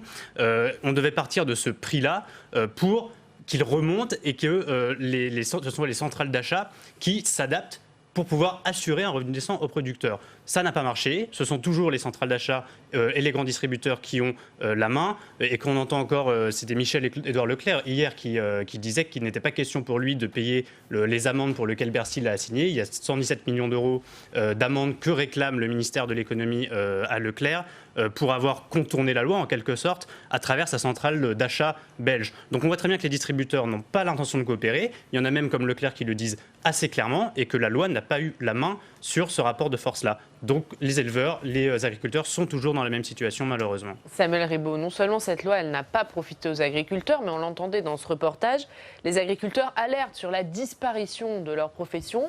Aujourd'hui, ce sont les petits, demain, ce seront même les gros, disent-ils. Oui, mais quand on ne peut pas vendre le produit de son travail ou lorsqu'on le vend à perte, on comprend bien que l'équation est impossible à résoudre et qu'à la fin, c'est la fermeture de l'exploitation. Mais je crois que, et c'est ce que vous avez évoqué avec votre invité précédemment, que ça vient se greffer en plus sur un contexte qui est extrêmement tendu, extrêmement difficile. Les éleveurs doivent faire face maintenant à des attaques qui viennent des militants véganes, des associations. Il y a des amalgames qui sont faits entre ceux qui utilisent des pesticides, ceux qui traitent bien ou pas bien leur bétail. Enfin, ça devient extrêmement compliqué d'exercer ce métier. On sait qu'il y a un taux de suicide chez les agriculteurs, un taux de faillite dans les exploitations qui ne cesse d'augmenter. Et si, comme je le disais au début de mon intervention, vous vendez un produit qui vous coûte cher et que vous perdez de l'argent à chaque fois que vous livrez vos acheteurs, ça devient totalement impossible. Cette loi Egalim qui n'a pas marché, c'est une goutte d'eau de plus dans la colère des agriculteurs? Oui, si vous voulez, c'est une goutte d'eau et c'est une goutte d'eau qui s'agrège à d'autres et qui forme un océan. Parce qu'aujourd'hui, si jamais on n'arrive pas à avoir une agriculture qui rapporte aux exploitants, c'est également parce qu'on est dans un système de libre-échange en matière agricole qui fait que si jamais la centrale d'achat ne trouve pas les prix qui l'intéressent en France, elle peut éventuellement les trouver ailleurs en Europe et même demain ailleurs dans le monde, si vous voulez. On a vu ces derniers mois que la France, qui était le pays agricole en Europe par excellence, s'est fait doubler par l'Allemagne. Parce que l'Allemagne produit de l'agriculture industrielle, des fermes avec des milliers de vaches, et qu'à partir de là, évidemment, on a une réduction du coût, on a évidemment une réduction de la qualité du bien-être animal, mais à la rigueur, si on est simplement du point de vue du marché pure et brute, et bien malgré tout, ça fait une agriculture plus concurrentielle qui aujourd'hui fait historique quand même assez exceptionnel, double la France. Évidemment, à côté de ça, vous avez ce débat sur le CETA, et là, on n'est peut-être qu'au début de la colère. Si vous voulez, pour l'instant, le CETA, il n'est pas ratifié. Il faut que l'ensemble des parlements de l'Union européenne ratifient le texte pour qu'il rentre en application. Donc pour l'instant, ratifié par le Parlement français. Déjà. Il n'est pas ratifié par le Parlement français, et surtout, il n'est pas ratifié par d'autres parlements. Je pense notamment au Parlement italien. Le gouvernement italien a changé, mais la configuration du Parlement italien, elle n'a pas changé. Faire accepter au mouvement 5 étoiles et à la Ligue un tel traité, le Parti démocrate, quand bien même le voudrait-il, aura du mal. Donc c'est pas forcément évident. Mais ce qu'il faut bien comprendre, c'est que si ce traité, en effet, s'applique avant ratification, eh bien les entreprises ne jouent pas encore tout à fait le jeu, parce qu'évidemment, il y a un risque, il y a un aléa sur le quota de 65 000 tonnes de viande bovine qui peuvent être importées. Pour l'instant, on n'est qu'à 1000 tonnes de viande bovine importée. Donc les effets de ce traité, que pour l'instant on juge assez neutre, en fait, ne font que commencer. Et pour le monde agricole, évidemment, c'est un danger à venir, mais un danger bien réel. Allez, on va terminer cette partie agriculture avec une note un petit peu plus légère. On ne va pas parler de la colère du monde agricole, mais de la récolte d'un produit de saison, c'est la chicorée. Grâce à nos partenaires des télés locales, on va se rendre dans le Nord, puisque la récolte a démarré il y a maintenant quelques jours. La chicorée, elle est cultivée partout dans le monde, mais la France est le premier producteur mondial. Caroline Fichten nous fait découvrir cette filière de l'arrachage à votre bol du petit déjeuner. C'est un sujet de nos partenaires de WEO. À bord de son tracteur, Didier Fasquelle récolte la chicorée sur l'une de ses parcelles. Octobre, c'est le début de l'arrachage qui va durer plus de 3 mois. Avec ses frères, il cultive cette racine typique de la région sur 50 hectares. La chicorée, c'est un produit du terroir local adapté au sol du littoral. C'est-à-dire que la chicorée, elle a besoin d'une terre un peu spéciale, assez sableuse ou limoneuse. Et donc c'est des terres qu'on retrouve dans le Calaisis particulièrement, essentiellement dans le Calaisis et un petit peu autour de la région d'Orchy. C'est vraiment une production de terroir, on ne peut pas la délocaliser. De la chicorée, on ne garde que la racine qui est ensuite amenée dans une sécherie. Il en reste 2, dont celle-ci à Saint-Pierre-Brouck. Depuis 1966, on y traite la chicorée en 3 étapes. Donc ça arrive brut comme ça. Après, ça passe dans la laverie. À la lavage, ça enlève la terre. Tous les ordures qu'il y a dedans, quoi. C'est trié en haut. Ça tombe dans une réserve. C'est coupé en chips. Ça tombe dans le four. Et après, ça torse sec au bout de 3 heures.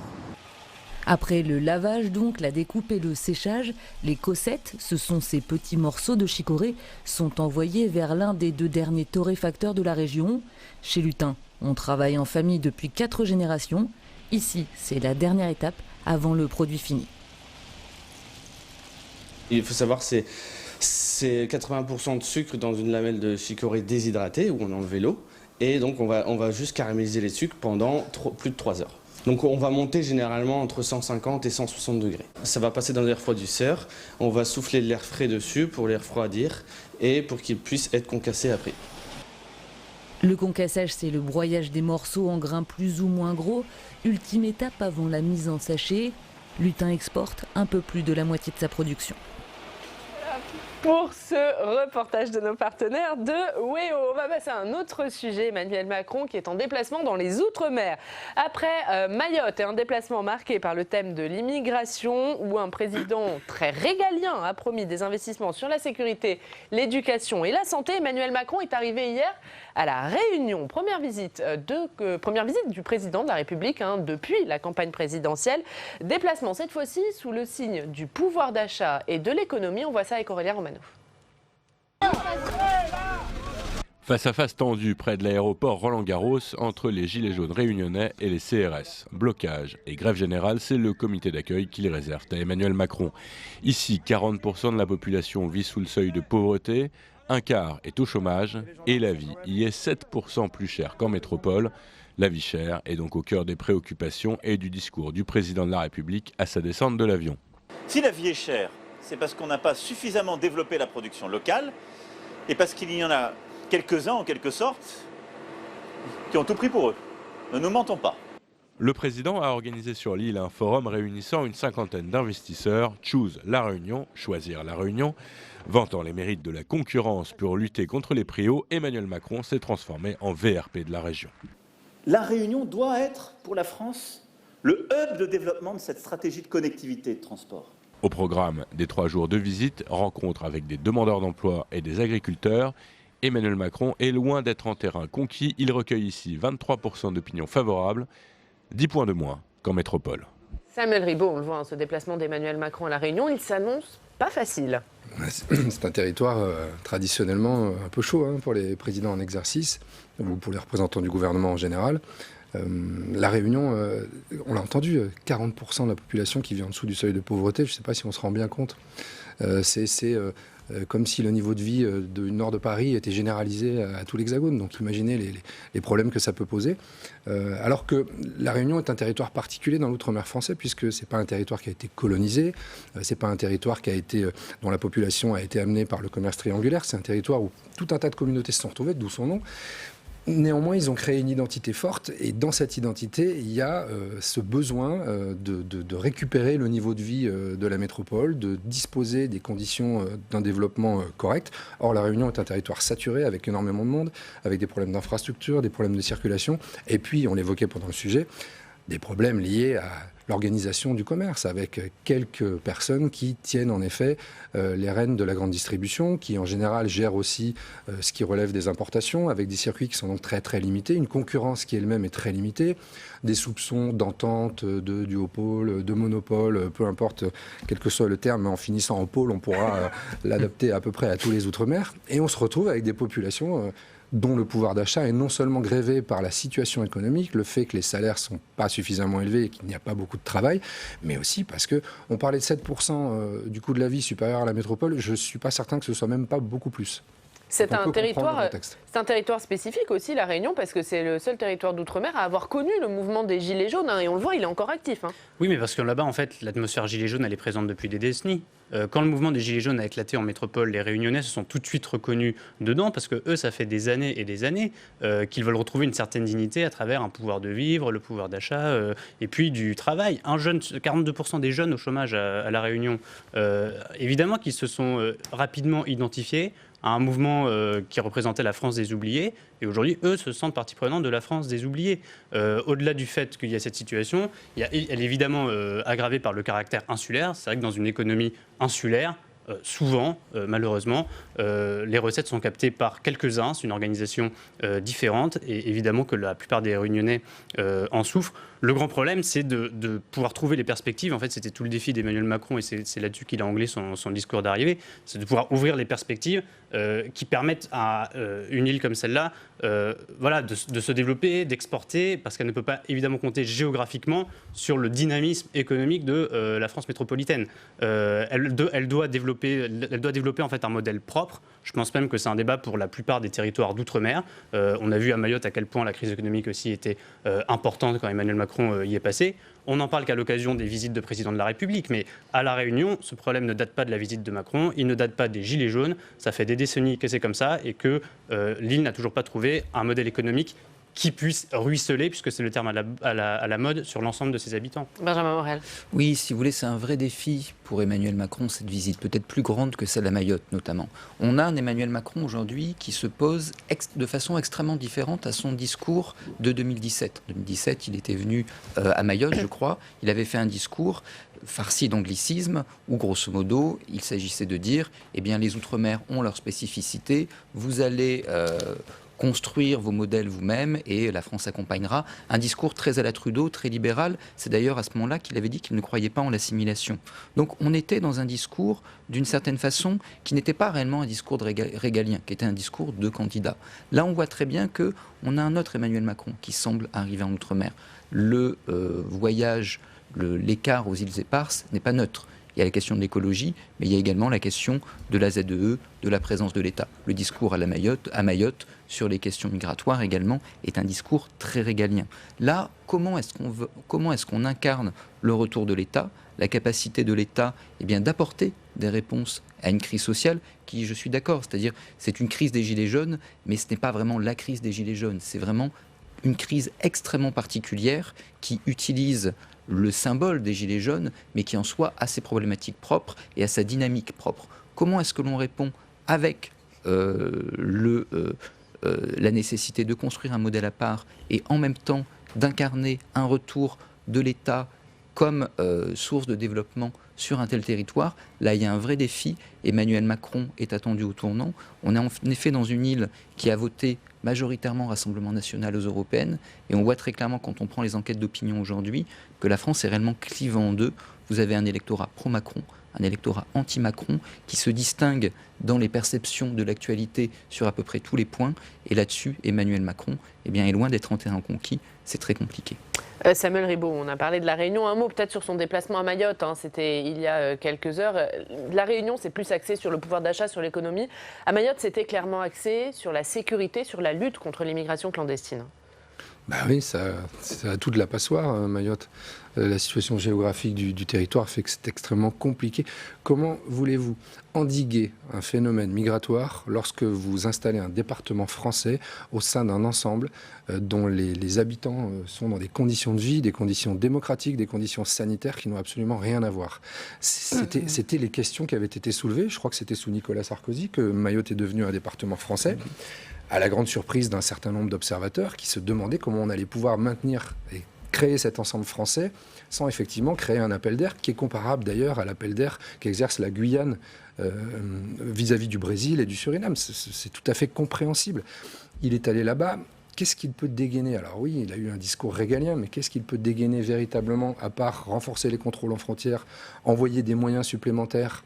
Et j'ajoute qu'il faudrait déjà gérer l'afflux précédent de personnes qui ont demandé l'asile, les gens qui arrivent de manière illégale, les regroupements familiaux. Enfin, c'est vraiment une question extrêmement complexe, mais on le savait lorsqu'on a fait de Mayotte un département français. Et aujourd'hui, Emmanuel Macron, comme tout politique fraîchement élu, entre guillemets, récupère les dossiers de ses prédécesseurs. Et celui-ci est particulièrement... Et rapidement, Louis Sattler, Mayotte, c'était aussi un enjeu politique pour Emmanuel Macron, puisqu'il a rappelé, c'est là que le Rassemblement national a fait son plus haut score aux européennes. Mais bien sûr, pour la situation qu'on connaît, qui a été décrite par Samuel Ribaud, c'était aussi pour lui l'occasion de poursuivre sur sa rentrée régalienne, parce que Emmanuel Macron parle beaucoup d'immigration depuis qu'il est arrivé. Alors évidemment, Mayotte, c'est l'excellent exemple, même si c'est un exemple complètement décalé par rapport à la métropole. Il est évident que cette île, qui a 70 km seulement des Comores, qui apparaît du coup comme un îlot de richesse apparente et surtout qui est un département français avec toutes les conséquences juridiques que ça entraîne au milieu à 70 km seulement d'un peuple très pauvre, ça crée une situation insoluble.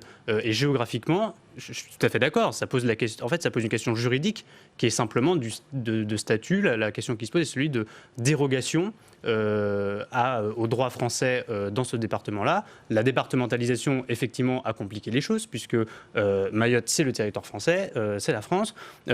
Alors, il y a déjà eu une porte enfoncée à travers des dérogations, et notamment la loi Collomb, qui a remis partiellement en cause le droit du sol là-bas. Mais effectivement, tant qu'il n'y aura pas eu c'est-à-dire que tant que les conséquences juridiques n'auront pas été tirées de cette situation très particulière, il va être très compliqué de gérer la situation migratoire, sécuritaire et aussi économique, parce que ça a des conséquences à Mayotte. Allez messieurs, on va passer à un tout autre sujet. C'est avec vous, Fanny, on va parler livres politiques et reconquête des Français par les livres. Oui, effectivement. Alors on le sait, hier, l'ancien président de la République, François Hollande, a publié un livre, Répondre à la crise démocratique. Il parlait des institutions, de la crise de la représentation, du statut des élus. Les livres politiques, c'est un peu un incontournable pour présenter ses idées, son parcours, son programme. Il y a les anciens présidents, mais il y a aussi les sénateurs. Vous allez le voir, on peut prendre l'exemple de Gérard Larcher, Contre-pouvoir, un livre d'entretien avec Marion Mourgue qui a été publié le 16 octobre dernier. On peut parler du livre de Bruno Retailleau, Refondation, publié en mars dernier, où il expose ses idées pour l'avenir de la droite. On peut aussi citer Pierre Laurent ou encore Samia Agali, la sénatrice PS, qui avait publié en 2013 un livre, La Marseillaise, pour présenter son parcours et son portrait. Alors, sortir un livre, c'est l'occasion de se présenter ses idées, mais c'est aussi l'occasion d'aller à la rencontre des Français, d'aller sur les territoires lors des séances de dédicaces, par exemple. Et on se souvient très bien de François Hollande. L'année dernière, pour son livre Les leçons du pouvoir, justement, l'ancien chef de l'État avait tenu en tout 60 séances de dédicaces dans 48 départements. Et vous allez écouter François Hollande, c'était en avril 2018, il dédicaçait son livre à Tulle, en Corrèze, et il parlait des territoires, justement. Écoutez. Même dans cette grande région, les territoires doivent être défendus et que la Corrèze ou le Limousin ne sont pas attachés simplement à des frontières, sont attachés à des droits, à des services publics, à des services médicaux qui doivent être absolument préservés, même confortés ici. Alors un autre ancien président, Nicolas Sarkozy, lui aussi s'est prêté au jeu des dédicaces. Il avait fait un tour des régions pour son livre « La France pour la ville ». S'était rendu, par exemple, vous le voyez, c'était en 2016, en février. Il était à Bordeaux. Écoutez. C'est un tel bonheur et un tel plaisir de rencontrer tant de lecteurs. C'est un tel privilège, c'est un tel miracle, c'est une telle joie. Au fond, c'est une telle récompense. Il n'y a rien de plus beau. Alors, les livres politiques, ça peut être un grand succès pour les anciens présidents. Vous allez le voir avec ces chiffres. Nicolas Sarkozy, qu'on entendait à l'instant, avec ce livre, La France pour la vie en 2016, 200 000 exemplaires vendus. François Hollande, qu'on voyait juste avant, Les leçons du pouvoir en 2018, plus de 150 000 exemplaires. Et puis alors, le carton, c'était Jacques Chirac en 2009, 350 000 exemplaires vendus du premier tome de ses mémoires. Chaque pas doit être un but. Alors, on parle d'un passage obligé, de réussite, voilà, en termes de vente, mais c'est parfois risqué lorsque les ventes ne sont pas au rendez-vous. On peut citer l'exemple de l'ancienne sénatrice Chantal Joanneau. En 2010, son livre Sans tabou s'est vendu à seulement 300 exemplaires. Et enfin, l'exemple de Christine Boutin. Qu'est-ce que le Parti chrétien-démocrate? C'était en 2010, seulement 58 exemplaires vendus. Ah, vous êtes dur, Fanny. Désolée, ce sont les chiffres. Lui, Salter, est-ce que finalement, pour les politiques, passer par un livre, c'est un bon moyen de revenir au contact des Français, de refaire finalement une tournée de la France, des territoires? Alors, il y a plusieurs types de livres différents. Il y a le livre-programme, je pense à celui de Retailleau, un peu celui de Gérard Larcher aussi d'ailleurs, de personnalités qui veulent prendre de l'ampleur politique, qui veulent être identifiés comme quelqu'un qui a encore plus d'idées. Et qui sert plus en fait à poser des bases. C'est pas vraiment un livre qui est destiné au grand public, c'est plutôt un livre pour dire moi je réfléchis, j'ai ces idées, qui permet au passage de faire une tournée médiatique. Et comme en France, on a encore ce substrat de nation littéraire où les politiques, pour atteindre une certaine crédibilité, doivent en passer par la plume, même si c'est pas forcément eux qui écrivent.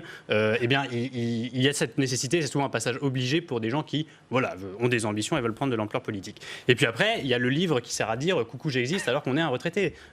Nicolas Sarkozy qui dit que ces livres ce ne sont pas des mémoires, en réalité ce sont des mémoires parce que ce ne sont que des souvenirs. Alors en lisant le livre, moi en tout cas le livre de Sarkozy, c'est plus un mélange de souvenirs et de règlements de compte qu'une véritable déclaration d'ambition politique. C'est pas un livre-programme.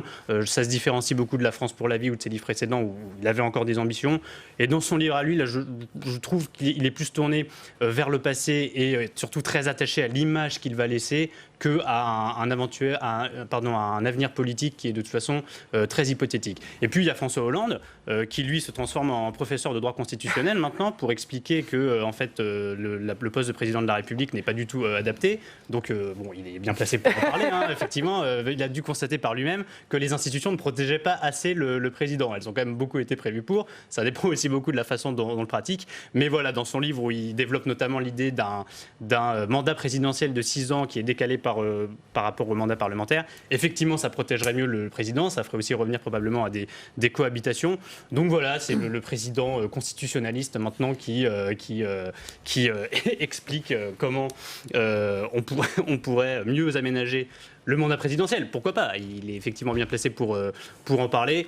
Bon, je ne suis pas sûr que les gens vont y voir réellement un désir de retour en politique, même si ce désir anime probablement François Hollande. Je pense plutôt qu'il sème des pavés pour dire qu'il est toujours là, jusqu'en 2022 en tout cas. Mais c'est surtout, on voit que succès en librairie, ça ne veut pas forcément dire succès dans les unes derrière. On l'a vu avec Nicolas Sarkozy. Alors c'est une bonne nouvelle pour Christine Boutin peut-être, mais non, en tout si cas... vous voulez, pour qu'un livre politique réussisse, il faut avoir un public captif. Donc quand vous avez une armée de militants derrière qui l'achètent, évidemment, vous pouvez faire de bons scores en librairie. Quand vous êtes un ancien président de la République, il y a un peu la curiosité, il y a pour certains la nostalgie, donc ça permet d'avoir des ventes relativement importantes.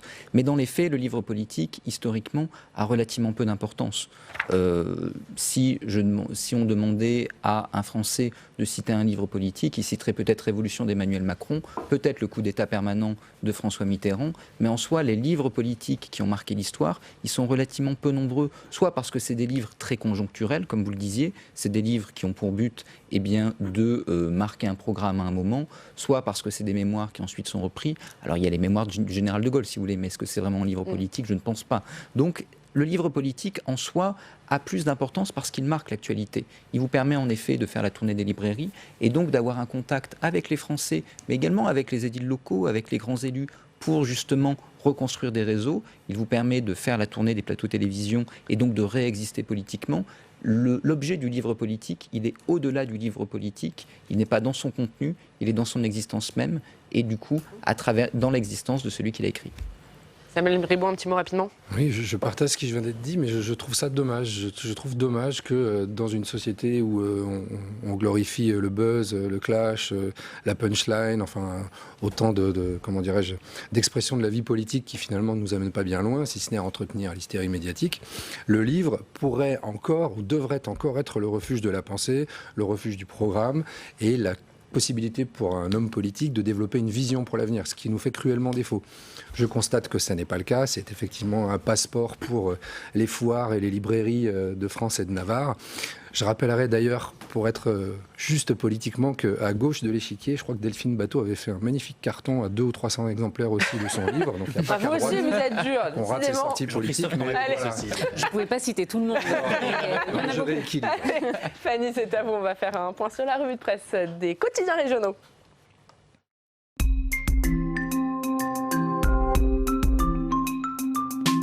Et on commence, Fanny, avec la Provence. Oui, effectivement, la Provence. Et on revient évidemment sur ces intempéries qui ont touché le sud de la France. Vous voyez cette photo en une de la Provence de cette voiture complètement noyée, de cette route complètement inondée. Voilà, des policiers ont secouru en plein déluge un automobiliste donc à Plombières, à Marseille. Et vous voyez, c'est écrit évacuation dans l'Hérault, route coupée et débordement dans le Vaucluse, le Var et les Bouches-du-Rhône. Les intempéries ont frappé tout le sud-est. Hier, il y avait 9 départements qui étaient concernés.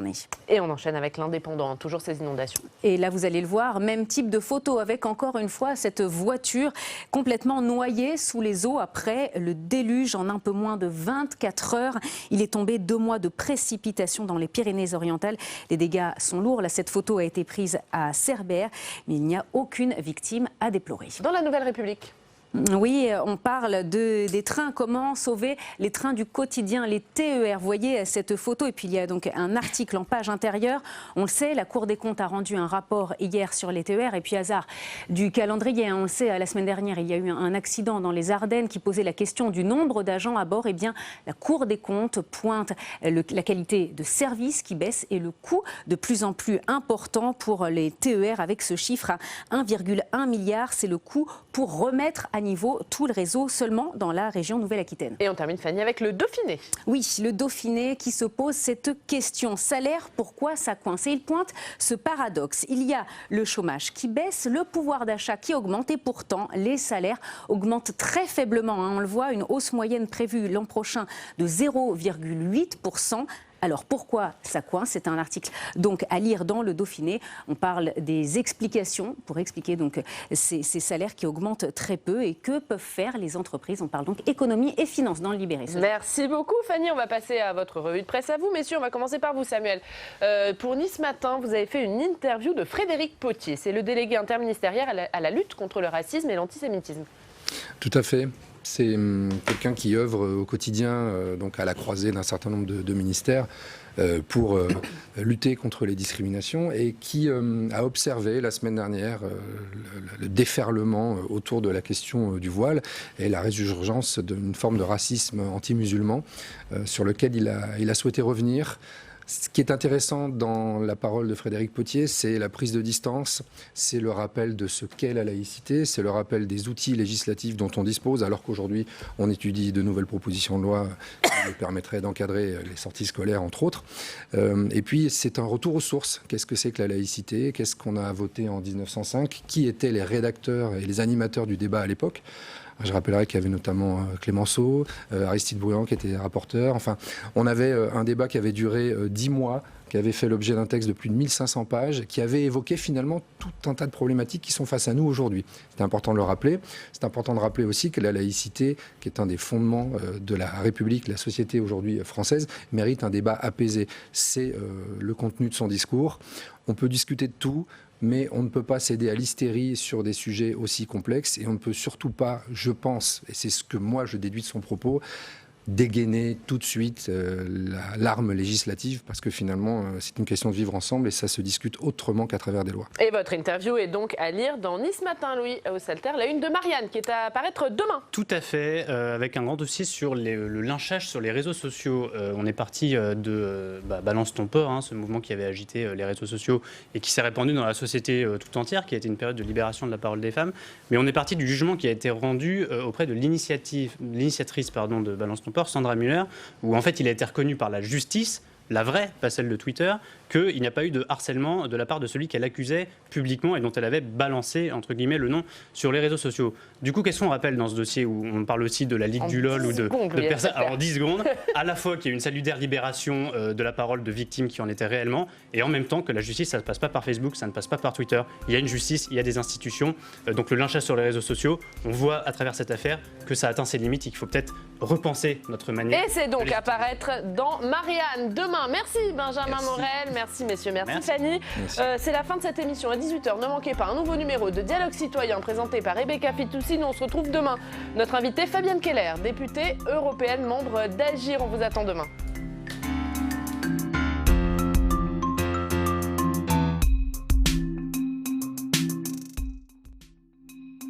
Public Sénat, avec le soutien de la Mutuelle nationale territoriale, la Mutuelle des agents des services publics locaux et en partenariat avec la presse quotidienne régionale et les télévisions locales, vous a présenté le Club des territoires.